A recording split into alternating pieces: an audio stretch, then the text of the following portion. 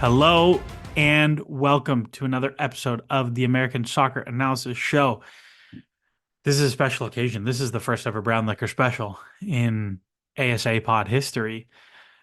We've got some of the good stuff, and we're going to be dropping some takes about end of season awards. But before that, I'm joined, as always, by Harrison Homie Crow and Benjamin Benito Suarez Bellman. Gentlemen, give us the Pacific Northwest and Colorado weather updates. It's beautiful. It's like 55 degrees. What's up with you, Bellman? It's been nice at night, but it's still getting up into the 80s like afternoon, which is not Ugh. I'm gonna not I'm gonna quite give what we're you hoping for.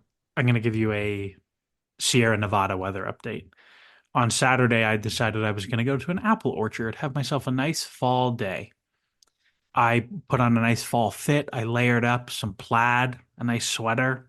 I thought it's fall. I'm going to an apple orchard. How hot can it be? This apple orchard is just outside Sacramento. I got there. It was 101 degrees Fahrenheit at 9:30 in the morning. I promptly ran back to my car, discarded all of my layers, put on gym shorts and a t-shirt, and had a delightful day with apple beer, apple wine, and apple fritters. I mean, it sounds like a delightful day, but It was dude, wonderful.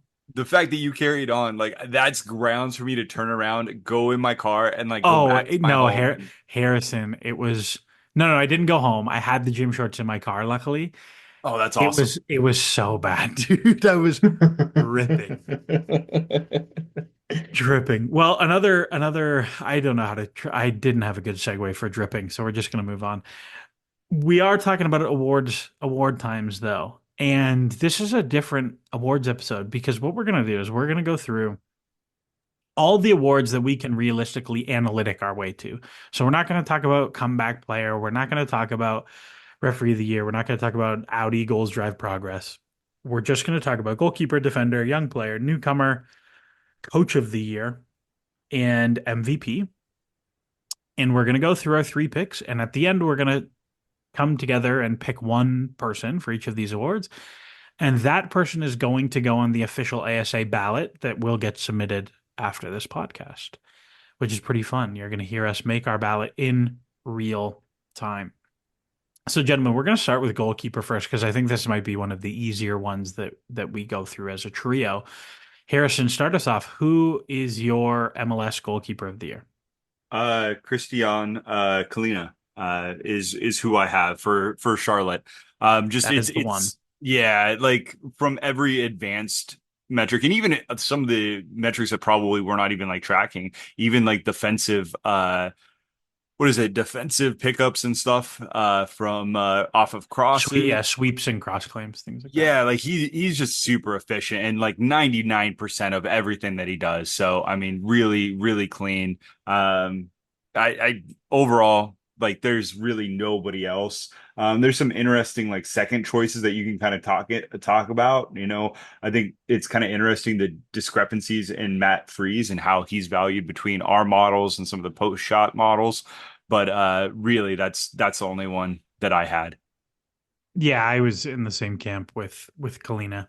Some fun stats for him, like aside from the gargantuan post shot expected goals stuff, like Kalina is putting up I think the second or third best shot stopping season we have by raw goals prevented in our whole data set.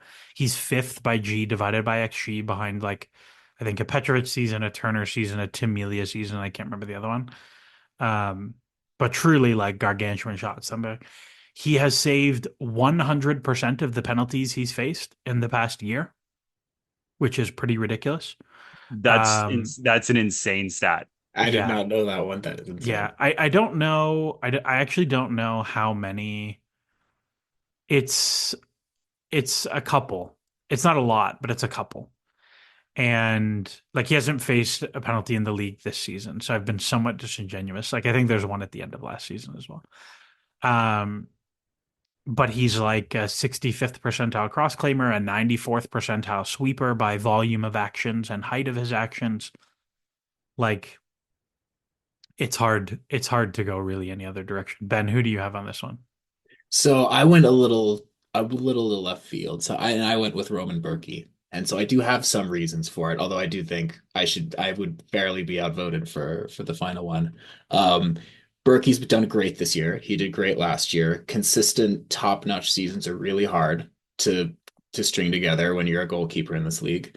So he was third in G plus. He was third in goals minus expected goals. Uh, in terms of the season he had the second most post shot XG faced of any goalkeeper. So he actually had the hardest job to deal with. And on top of that, he had the fourth highest XG per shot faced, post shot XG per shot faced for any keeper that had more than 1,500 minutes. So in terms of the shots he faced, he had the hardest season, and he's still of those top tier and tier below that keepers who had of 2024. So I think in terms of like trying to parse that out, that should weight his sort of slightly lower stats. But hearing all of those other stats that you two had, I'm fine not picking him for the overall ballot.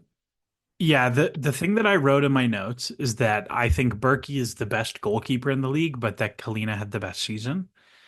And you're totally right. Like Berkey is tremendous and had another really good shot stopping year. I think one of the things that really swings it for me is like when we look at the season, like the actual table, St. Louis aren't making the playoffs despite Berkey's very good performance, whereas like Charlotte are coming sixth with 48 points, kind of just ahead of that like mess of DC, CF Montreal, Toronto FC, the Union, and Atlanta, where like if Kalina prevented 10 goals by XG and they've conceded 37.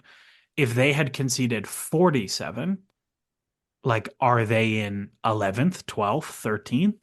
And I think it really changes the color of what has been like a cool season for them. Like I think it's their first playoff game. I don't even think they got a play-in game last year. I feel like they played one game at home at some point in time. I don't remember if it They was. had the play-in game against the Red Bulls last year. Okay, But yeah. they were not the home team. They lost 5-2 in the wild card round, which now that you say that I do remember that game.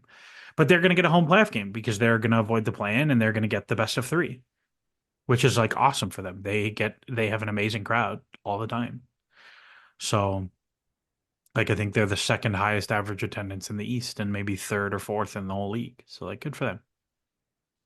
And not that those things should really matter in the goalkeeper of the year race, but I think we all kind of agree um, that it's a cool story. It's more like it just is. It's more impactful if you're doing it for a team that's at least competing on some level. I mean, obviously Charlotte's probably not going to get out of that very packed East, but No, no, but but on some level, I mean, they're going to compete for a cup. I mean, they are. They're going to go to the playoffs. You can't say that for St. Louis.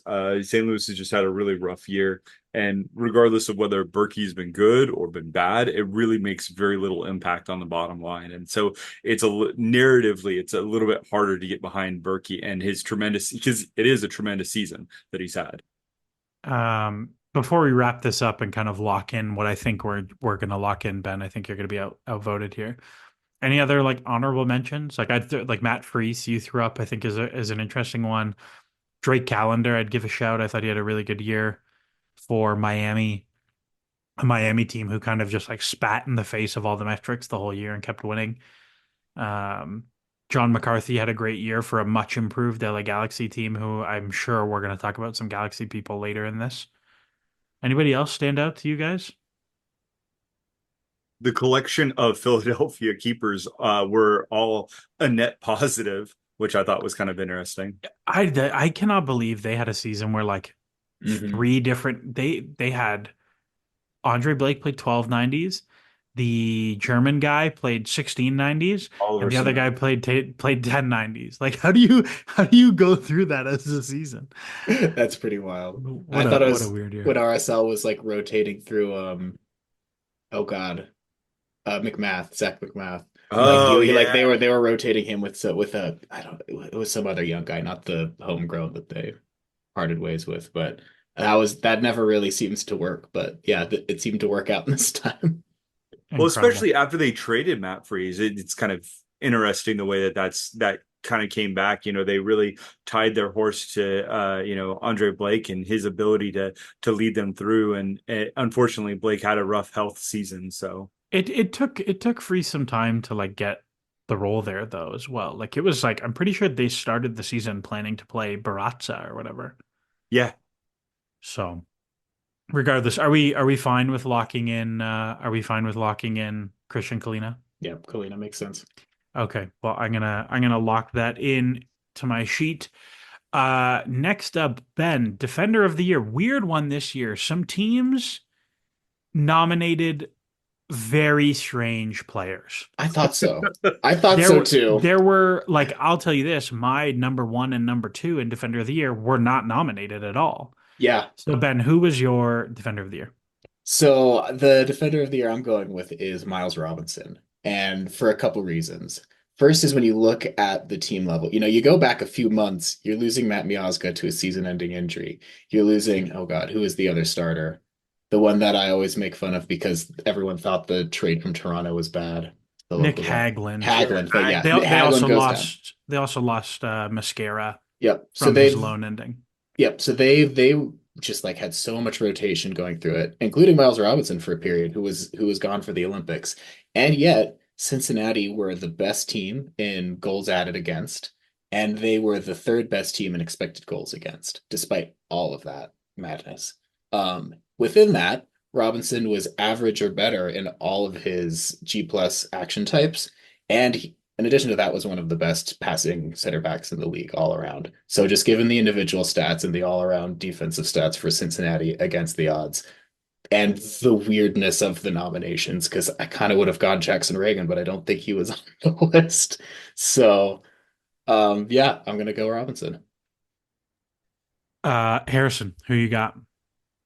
So I If had you say, Miles if you Robinson. say Ymar, I swear to God. First of all, Ymar did finish in my top 10. So you know what? You can can it, you can All right. cry. Uh, I will say Ymar was fourth on my list. he had a solid season. The defense as a whole, Jackson Regan was awful this season, but nobody wants to hear about the Sounders at this juncture. So we'll talk about Ryan Hollingshead, who should have been on this list. Like seriously, like everybody's gonna. They I know he's hate my the boy. outside He should backs. have been on this list. Go ahead They and hate shake the your outside head. backs. It- so look, when I made my list, I have three center backs that made it. Miles Robinson was number two, and really he's 1A, he's 1B. I for all the same reasons that you said, Miles Robinson's really high on that list. Stephen Moria is 1A. And the reason for it, number one, is ultimately that Columbus backline is so good. And as Ben just brought up, Cincinnati is the leader in goals plus added against. Um, Trailing just by like the sliverest of slivers is Columbus. And Moria had so much to do with that. He's been so good. And while the bulk of Robinson's G plus is really distributed between both his defense and his offense, Moria has more total G plus what is it? Defensive G plus and G minus for his defensive net G. It's just higher. And when we're talking about pure defenders, Moria for me is what he's more of a complete center back comes from a defensive perspective. So Moria for me, but I definitely see the Miles Robinson. I love that you threw that out. And Um, I would say the other one, I was definitely looking at Morera too, but it was just like it's 1A, 1B, you're going for one based on arbitrary stuff at that point. I will say there's another person that probably should get a shout. He's going to be looked over. He probably won't be even make the final list, but he's on this nomination list, and it's Justin Glad. Justin Glad should absolutely So be on somebody's list. So so Glad was a name like so kind of the way I approach these is like I think about before I even look at the numbers, I think about like who I liked for the year. And I start there before I look at the numbers. And then I look because I'm always curious to see like who I have not been paying attention to and like who is different. And like Justin Glad was someone who was on my initial list because I was like, man, Arsenal had a good year. I bet you he's going to pop in the numbers, and he really doesn't, which kind of surprised me. He's got a negative G minus for the year, which Okay. is not great. I think Steven Moreira is absolutely a valid pick. I like you think Ryan Hollingshead is great. My number one and number two picks were two guys who didn't get nominated, probably because they're like the most attacking of wingbacks, and that's and Federico Bernardeschi and Luca Orlano from Cincinnati, who just like absolutely destroy. They destroy Davies, they destroy G plus, they destroy everything. Um, like Bernardeschi has a massively negative G minus, and his offensive G plus is so good, and his G plus boost is so good that it doesn't matter. But none of those guys are available. So I went with Miles Robinson as well. He's 90th percentile by G plus. His amongst center backs, he's second for net G plus, so G plus and G minus. Um, and as a reminder for those unfamiliar, G minus is kind of like the XG allowed through your zones. As Ben said, their XGA as a team was so good, and I think we still don't have such a good handle on center back stats that like we should discard team defensive performance. Um, but he ultimately, I kind of came to a place where Miles Robinson was my guy. But Ymar was another one I looked at. Dylan Nealis, another one who popped for me. Max Arfston at Columbus, who's had an unbelievable year, but he kind of gets the wingback thing and wasn't nominated. Look, It was a weird like some of these like why are LAFC nominating Aaron Long and Sergi Valencia ahead of Ryan Hollingshead? Like I don't get that at all. I have to think it's just bias, right? Like we don't think of fullbacks as being defensive operating. I mean, and that's But the other thing about Hollingshead is Hollingshead's both sides. I mean, same with Bernadeschi, right? Bernadeschi gets forward. Hollingshead, in my mind, does both things really well.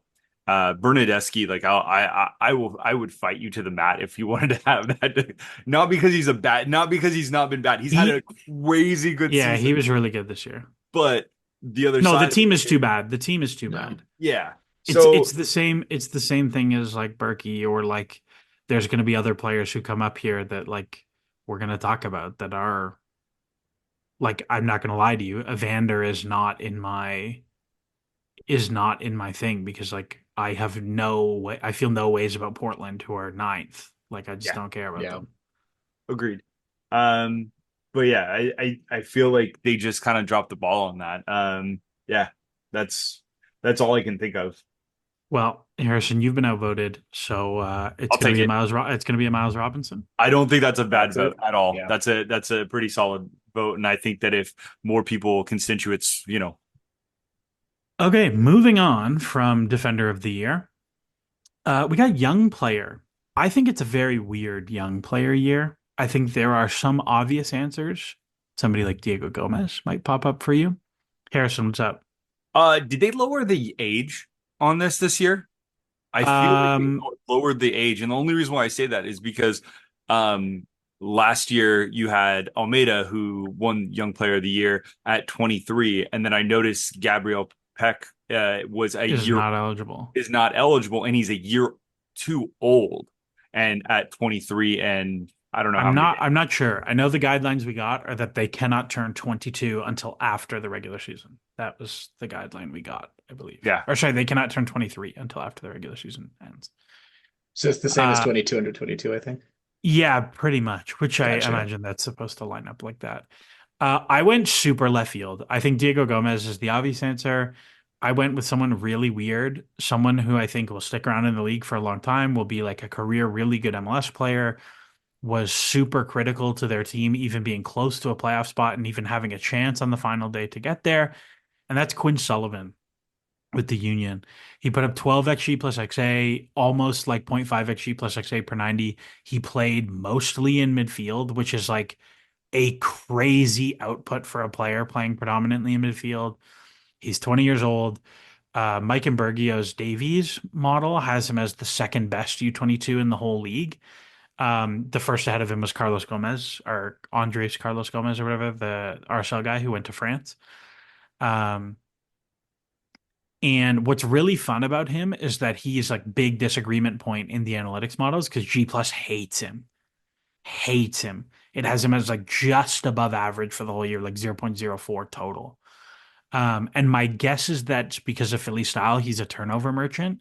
And if you look at his stats, he's on FBref, he is like 10th percentile for pass completion rate. Like the guy is a walking turnover, but he's a 20-year-old guy who like contributes goals and assists from midfield. He's not finished massively above his X numbers. He's not a passer, but he gets 5 box touches a game as a midfielder and 10 progressive pass receptions a game as a midfielder, which is really, really fun. So I went with Quinn Sullivan, a little bit left field, but I think it's a fun one. Ben, who did you go for? Or what did you think? What do you think of Quinn Sullivan? I think that's a good pick. I think he's a little too inconsistent to get my vote. Like you said, I think those turnovers are just too much given who else was on the board. And I honestly, of all of the awards we looked at, this was like far and away my easiest pick, I thought. I'm Oh, going with Christian Oliveira. Um, it's a show. he's his G plus is he put up ridiculous numbers last year on smaller minutes and almost matched that. He's like tied for 10th of all field players for G plus per 96 at 0.14. And I don't Oh think wow. I don't like you said, like I think for Philly style and Quinn's skills that like G plus is probably biased against him. Like he probably does bring more value than what G plus would tell you based on that raw number. Um, but yeah, I went with Oliveira because he's so key to how LAFC play in and that attacking rotation and just how he's lit up the underlying numbers. So you know where I got stuck with Oliveira is like the weird thing that we kind of have to consider where like the X numbers are predictive, right? Like, so if I'm choosing for next season, would I rather have the player with zero point 0.6 XG or the player with zero point 0.4 XG? That's sure, I want the player with zero point 0.6. But when we're talking about descriptive that just happened, the place I got stuck with Oliveira is that from nearly 14 XG plus XA, he put up 7 goals and assists.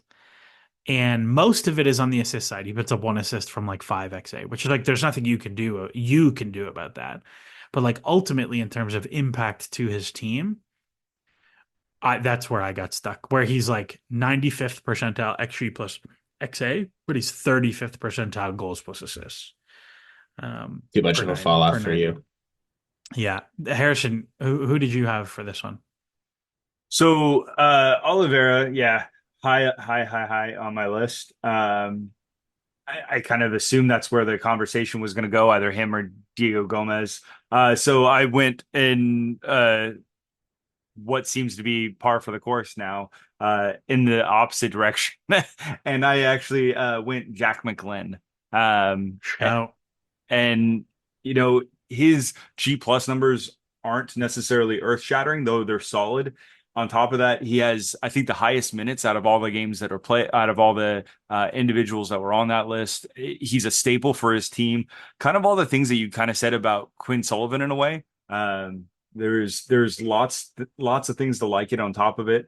Looking at the actual net G plus, he was really high. I actually need to look. I'm actually kind of curious because I didn't actually compare him to Oliveira, which I want to do now. Um, and it makes great sense. Yeah, That's he's okay. So he's McGlynn, just for way reference, lower had than Jack, way lower than Oliveira. But I liked him for a lot of reasons. He had the highest passing score on our X pass, and that's not necessarily to say that he was necessarily a great passer, but he was a consistent guy, right? When the buildup. Yeah, I really liked him. I thought that he was very huge for Philadelphia this year. So I wanted to give him that shout because I felt like he was number two on my list. yeah. So McGlynn played like 100 minutes less than Quinn Sullivan. But I Less. think he's a much more important player than Quinn Sullivan. FBref has it as 100 less, but Oh, okay. FBref doesn't have added time, so like maybe with added time, there's some Yeah. differences there. Regardless, it's about the same. Um, but I think like one of the really difficult things with this award is like if you aren't going Diego Gomez, so like if you look at Doyle put out like here's probably who I'm voting for, it's uh if you're not going for Diego Gomez, there's a ton of really valid answers. Like none of us talked about Brian Gutierrez or Diego Luna, who are totally valid recipients of this award. Diego Luna, especially, I would say, because RSL are quite good. Um, by Mike and Bergio's Davies model, though, has Jack McGlynn just above Quinn Sullivan, 4.16 to 4.07 in Davies, which is for a creative midfielder versus like an attacking dribbler, like that's a quite impressive distinction because none of that is box activity, which, as we know, is the easiest way to harvest G plus and XG and all those sorts of things. Well, now we have an impasse because we chose three different players. I I want to respond to Diego Luna because I think that's really good. I had Diego Luna as well as Jake Davies or Davis and Obed Vargas as well as like my honorable mentions. Obed's my guy. All of them are really solid. The problem is especially with Obed and Diego is they've been so inconsistent. They had such great highlight type moments, but then they had just crater moments, right? And in the end, that they all kind of sat below slightly below average that I think over the course of time you're going to see them rise, but they're just not there yet. So I yeah, So who Harrison, who is like your second and third? Because Oliveira is my second for sure. so I had I had Quinn Sullivan first. I had Diego Luna second. I had Diego Gomez third. Diego And Gomez. then I had like a mess of like um, Oliveira McGlynn, Brian Gutierrez as like kind of 4 through 7. So I'm fine with either. But that's our timer. The timer just went off in my ear, so we have to make a decision. I think we should go Oliveira and stick with the brand. I think it's Hashtag. fair. I think that's a totally fair vote. His team was the best of all the teams we talked about. I also want to And shout out Obed Vargas like you did, Harrison, and just to say that being an 18 to 19-year-old defensive midfielder and being bang on average on every stat I could find is such an amazing accomplishment that he Yes. deserves a shout Yes. for that.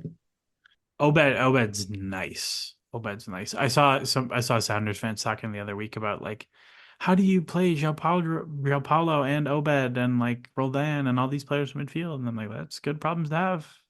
You play two of them and one of them sits and comes off the bench every game, guys. Alrighty, next up, newcomer of the year. This to me is a no-brainer. There is one player. And actually, I think you could probably go two ways with this, but I think one player is like the best choice by far. But Ben, I'm curious to hear who's your guy. My guy is Gabriel Peck. So is my guy. Harrison, who you got? Let's 3 for 3, baby. 3 for 3. All right. Okay, Ben, espouse the good word of Gabriel Peck. All right, so he is sixth in G plus per 96th, which is the highest of the newcomers group. That is he is at 0.18 goals added per 96. Uh, and honestly, the rest of it for me was just like qualitative. Like he clicked immediately. Like Pooj, who is like the G one of the G plus winners of the year, he took a few games to actually get going. Like he was struggling the first few matches, and Peck was the reason they were picking up points. And just the fact that having a danger, he was the first dangerous winger. Paintsil arrived later. Having that one dangerous winger made Vanny Ball work again. Like that one thing made a whole game model suddenly roar back to life. So just to come in overall season, great. Immediate impact, great. He's my newcomer of the year. It's so funny. Like Greg Vanny for like 5 years, 10 years, has just wanted to play a 4-3-3 with really good wingers. And he finally has it. And they're both sick. Like Paintsel, I think was another show you could have talked about. Luis Suarez was probably the second one on my list. I feel like Suarez is going to get a lot of prop. I'm I think not he'll win entirely the award. I do so too. He's done some Yeah. ridiculous goal. Like that's how the other people will be looking at this, and it's like fair. I can't argue that So from that perspective. so here's my Peck case that I think matters. And I'm going to mention something that I've mentioned about a player before this, and like this actually matters to me in terms of how I think about the league. So first off, 27 goals and assists, no penalties. That's insane. The Galaxy went from second bottom in the West to first in the West by a distance. He is second in total XG plus XA. He's fifth in G plus. He is ninth in net G plus. He is first in Davies by a kilometer. A kilometer, not quite a mile, but a kilometer. He is third in total shots, first in shot on target. And the last point is he's going to be here a while. I think this is not a guy coming to the league who's going to be sold to Europe in 18 months of being here. Like, I think there is a world where 23-year-old Gabriel Peck spends 7 seasons in MLS, scores 100 goals, and we're like, sick, amazing, great career, loved it here, have fun. And that matters to me compared to like, I'm glad that Suarez was great. I think it's fun. I love Suarez as a player. He's super fun. He will probably maybe play next season, and maybe that's it. And I think that matters. I think that matters. Well, this was an easy one. We're all in agreement. I don't really have any honorable mentions you guys want to talk about other than him. I got a couple. Um, so Jonathan Rodriguez was one that I thought that probably should be at least mentioned Show. just because he was really good along with Evander, right? That is true. Evander, yeah, we'll get to that. Luca Arellano, from Yeah. Cincy, was also really good. And then Hans Wolf from NYC FC, also really, really outstanding. So those were three I that were on that list that were really high in G plus and just kind of stand out from a stats sheet perspective. Some other guys I liked, Kelvin Yaboa, if he was a winter guy, not a summer guy, would Hmm. probably be higher up our list. Yep. Really, really smart signing. I've been watching a little bit of Minnesota the last couple of weeks, and they're like surprisingly fun. Yeah, it Um, was excellent, excellent move. yeah, Cedric Tuchert from St. Louis, another summer guy who was like pretty useful. Wouldn't be my pick, but like I get it. Orlano is another one that I liked, and like I think it's a strong list. You know who was nowhere near the top of my list? Pedro de la Vega, because he sucks, and we said he would suck, and he's always injured. So I I have feel some of that. intact. I feel intact. I agree with you. I don't I think know you like do. I know you do, but most Sounder fans think he's good, and he's well, bad. like here's the He has problem with nice that. hair Here's and nothing else. He's got big Eunice Nomley vibes for me, like theoretically Yeah, good, but things have not or gone to Skelton plan. Gashi. No, no. wow. No, Shikazagashi Are you was just good like at kicking the ball 40 yeah, yards Gashi and was nothing better. else. dude, he's just like taking shots at us, Ben. Like we just like pissed off Kieran for some reason. I I don't just even said I Coming know from like the Obed. Toronto fan. I just said I like Obed. What do you want from me? By the way, TFC nominating both Kevin Long and Matty Longstaff, like take a hint. I don't understand. So, by the way, I think the way this works is teams get, you can have a maximum of 2 nominations for an award, and you get a total of 8 nominations. So, like some awards you can only do one, some awards you can do two. You can't do two for everything. I'm pretty sure that's how it works.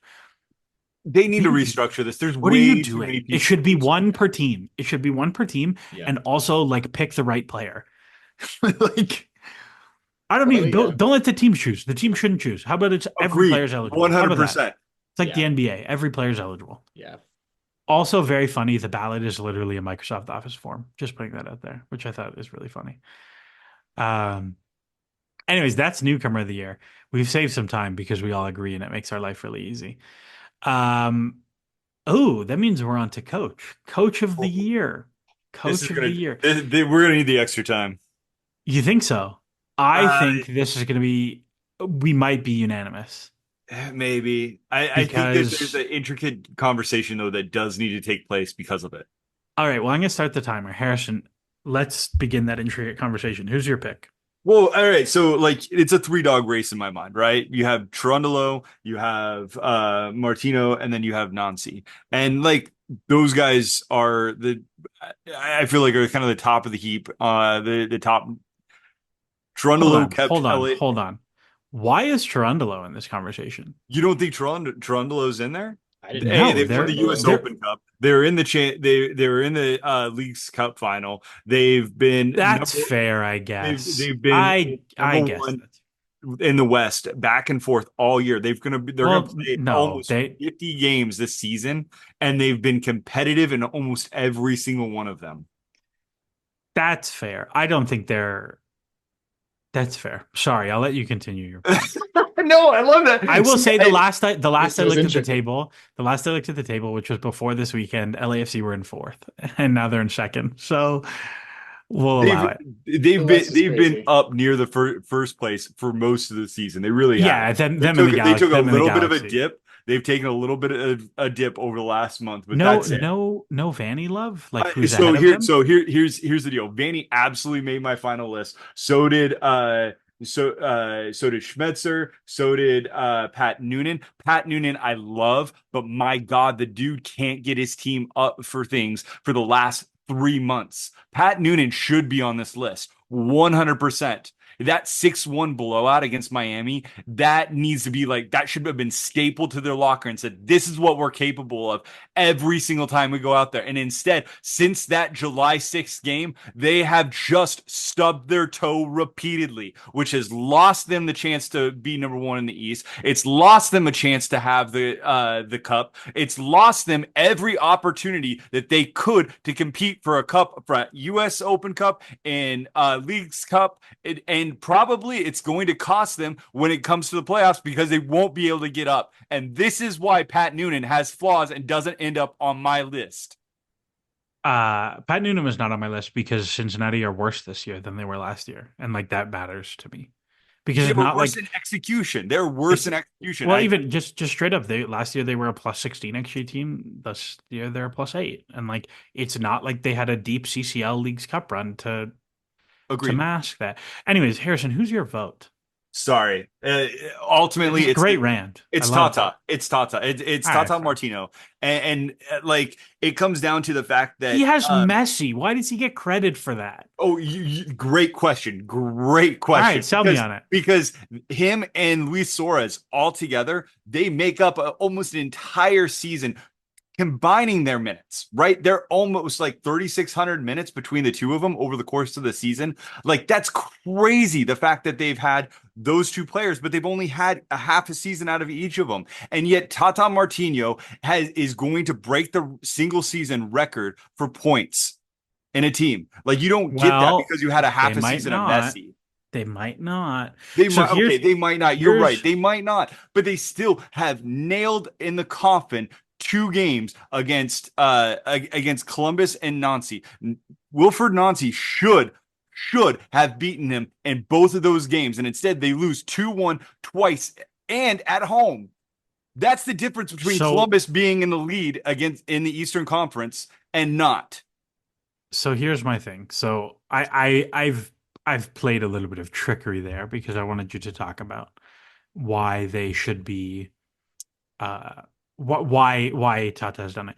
And a very good answer that was pointed out to me, Miami's points per game is better when Messi doesn't play than when he does. That tracks. And that's like not an indictment that like, oh, Messi sucks.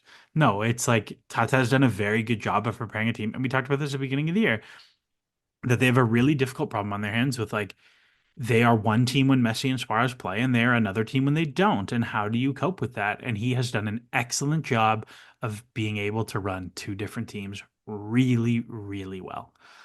And not Um, just that, but he's developed players. They've had to ship out players to fix no, stuff. he's done a great job like getting really good minutes out of young guys. However, at the end of the day, the reason I did not go with Tata is that they're a zero XGD team. They've just run extremely hot. And That's I fair. would be I do not think they will win MLS Cup because I do not think they're that good, but we'll see. Ben, who is your coach of the year pick? So I'm running a little bit of a risk here of being called a homer, but I'm going with Chris Armas. It's a And shout. I'm It's I'm fair. gonna I'm gonna go I'm gonna back up my work. So I actually really struggle with this one because like Harrison sort of did a weeby list of all of the very valid picks you could talk like bring up for this. And so I was struggling with that. I think they're all valid. And you have to like pick a lens. So my lens was who can we find numbers to the coaching contribution? Who upped their team the best, and I think it has to be the Rapids. This team is leading the league in expected goals for over the course of the year. Their number one player in terms of goals added per 96 is Hold Kevin on, hold Cabral at on. point In oh X eight. in XG4, they're definitely not. Expected goals They for. are definitely not. Are you sure? No, the Galaxy have like 65 expected goals, and I think the Rapids have 55. What am Yeah. I looking at then? There's no way.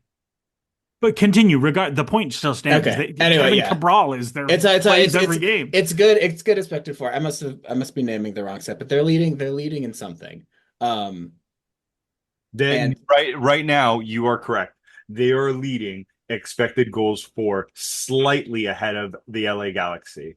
Are there a lot of penalties? Is there that are a what I'm lot of seeing? penalties in there. That is That a that good it point. might be it We're might be a load of Galaxy So pennies that I might be there's seeing here. no, it's Rapids pens. It like Rapids have been like roasting in terms of winning penalties this year. It's been pretty ridiculous, Have we actually. discovered like a big model discrepancy here? Yeah, FBref has them at Galaxy at 62, the Rapids at 56. So it's not as Yeah. dramatic as I said. It might be Interesting. non-penalty because there like again, we've like Yeah. Rapids have been winning a ton of penalties, but they're winning tons of penalties because they're getting in dangerous spots. Needless to say, this offense is good, and it's not because of individual players. No, Believe me, no, it's God not. no. God God, no. no, it's not because of individual players. They're fine. They're just playing together well, and they are generating the turnover. Like they're playing a game model that they're suited to play that maximizes their strengths overall. And Chris Armas is pulling this off. I hope he gets a talent infusion this winter. If he does, this team will be really, really good. Right now, they are worse roster wise than when they started the season, which is painful to watch if you're a Rapids fan. But the rest is stolen time. Like we got third in Leagues Cup. Like everything is gravy at this point. We got our successful season. So I hope that the team will get the investment it deserves based on the way it has responded to a first year coach. Well, I think that's a valid pick. I think he will get because it's not a like 1, 2, 3 ballot. I don't think he will get very many, if any, votes. But if there was a 1, 2, 3 ballot, I bet you'd get a lot of thirds. Um, I basically got anchored between three: Nancy, Vanny, and Tata, and I think it's Nancy with like not particularly close. Like I think they play the best soccer. I think he has the least talented roster of those three teams. Like we get caught up because they're very good, but like they are playing like 35-year-old Darlington Nagbe and 34-year-old Rudy Camacho, who like And Rudy how many Camacho, cast-offs from other yeah, rosters in this league? And Malte Amundsen and Max Arfston, who like was a San Jose throwaway, and Christian Ramirez, and like they lose Aiden Morris in the middle of the year, and they're like, whatever, doesn't matter. Like I just think he's done a really good job And with them. Chuchu Hernandez and like Cucho's sick, yeah.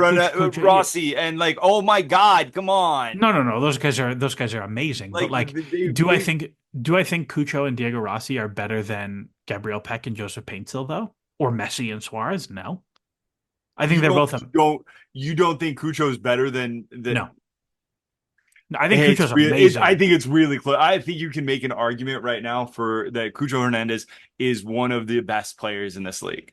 Like I think Cucho is so good. I think he's a legitimate MVP pick, but I think he's like probably a little bit worse than Peck in my opinion. But he's different though. He does different things in like the way their team oh, plays stuff. I will give you that they're two different players, and I think that's why Cucho for me is better. I think he's flexible. I think he's adaptive.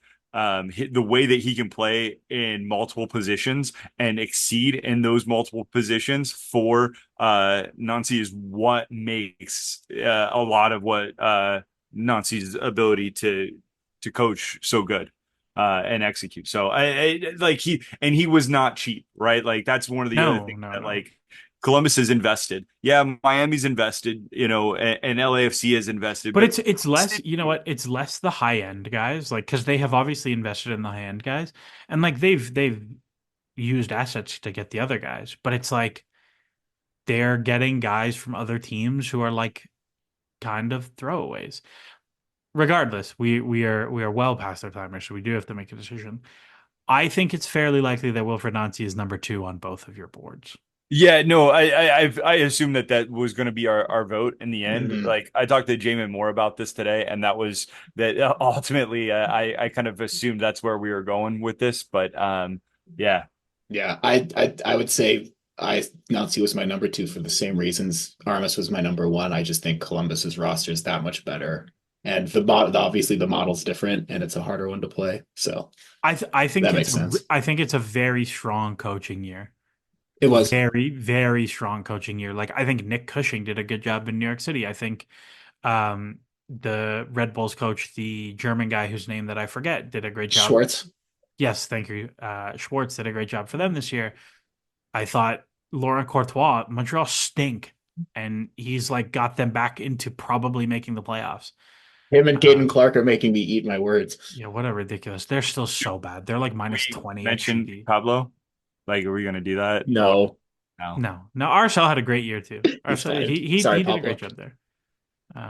There's a lot of like it's a strong. I think it's a fairly strong like MLS coaching group right now. There's like maybe five coaches that I think are actively bad, and one of them got fired yesterday. So we'll see how it goes. Well, here's the last one, the coup de grace, the most important one. MV Pizzle. I'm gonna go with my. I'll say my vote first because I think we are not gonna go with who I said. And my pick was Ricky Pooge. He was the league leader in G plus, 22 goals and assists, playing from midfield in a role where like he is legitimately tasked with coming for the ball for deep buildup and for getting into the box for shots. Just nuts. If you go look at his football reference, it's just a green flag. It's like a green rectangle of 99%. Every stat doesn't matter. 99%, except for defending. Let me get the defending, and it's bad. Um, he's the You league know who's leader a in. great defender? Messi. He's a great defender. Yeah. That yeah. He's the league leader in net G plus. Um, which means like even despite the fact that he doesn't defend, his G plus goes crazy. He's second in Davies. He's the league leader in progressive passes by more than 100 passes. He has 411. Second has 304. That is so ridiculous. So I'm so glad that you pointed that out because that's on my thing. I was going to talk about this. It's actually the highest in the FBref database. I think it's actually the highest in the Wait, what Of do database. you any mean? What do you league. of any league or No, like for any MLS Oh, MLS of it. season? for Gotcha. MLS seasons. Any MLS season ever? Correct. I can Yeah, totally I believe believe that. that. I like I believe I that. went through search. I actively searched, Yeah. spent time searching to find if there was something It's that I missed. no, The it's only one that I can get is Carl's Heel, who in 2022 had something like 390. like that's crazy, and he still has a game left, and he's gonna put up another 10. Like he's just a freakishly good passer, which is like pretty nuts.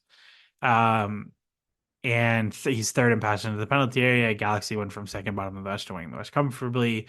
Like I think Peck and Paintsel do not pop the way they do without Ricky Pooge. Like, and what really cemented. So we talked about doing this episode like a while ago, and I watched Colorado Galaxy the other week, and I have never seen a player.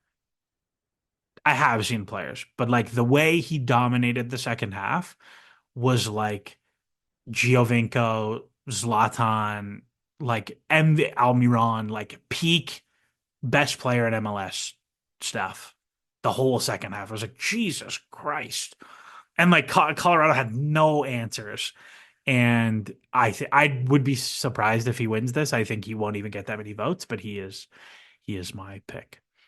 Ben, who you got? My MVP pick is Ricky Pooge. Oh, baby, here we go. And Harrison, so hold on. Harrison, tell me it's a 3 for 3. It's a 3 for 3. I thought it was so funny that you were like, this is not who we're gonna go with, so I went in the opposite direction. And I was like, oh shit, we're gonna go in a different direction. This isn't what we're doing. I Oh, thought I thought this is what we're doing because he's like the best dominant player right now in the he's league. unreal. So, like I said, first in G plus, just overall, second in G plus per 96. So I didn't think it was going to be this close. Messi has 0.29 in his 1700 minutes, so 60% of the minutes Pooch played. Pooch is at 0.26. He's only 0.03 behind Messi. that's Like insane. that's a margin of error for me at that point. Like I think Messi's comes down with more minutes, like by that margin. So outrageous. I also have written down he's just the most outrageous passer I've ever seen in this league. And the my fun stat is I went into the prediction app, which is a little weird because it has Messi on the bench, which significantly lowers Miami's percentage and boosts everyone else's in that. But using those default settings, if you drop Pooj and put in Drew Easy, the Galaxy's MLS Cup odds goes from 15% to 9. 6% championship probability in Just one player is just one nuts. player going from one DP to another DP. And Har- honestly, Har- it's probably more than that. Yeah, I Ooh, mean, yeah. in realistically, actuality, I would agree. You should like try putting him on like who's like last, who's in the play-in game in the West. Like put him on like I don't even know. Put him on the Whitecaps or the Timbers and Let's see see. how that Hold on. goes. the Timbers would be a really great shout just because I'll do like that. Him and Evander's Evander. him and Evander, yeah. Yeah.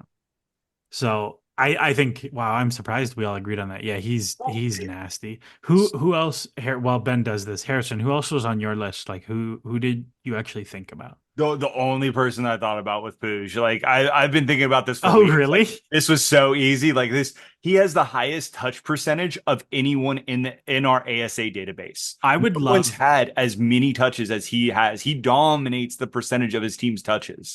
I bet you if I broke out the old usage code, he would be insane. I'd be really interested in, and this is obviously we retired it for lots of good reasons, but goal chains.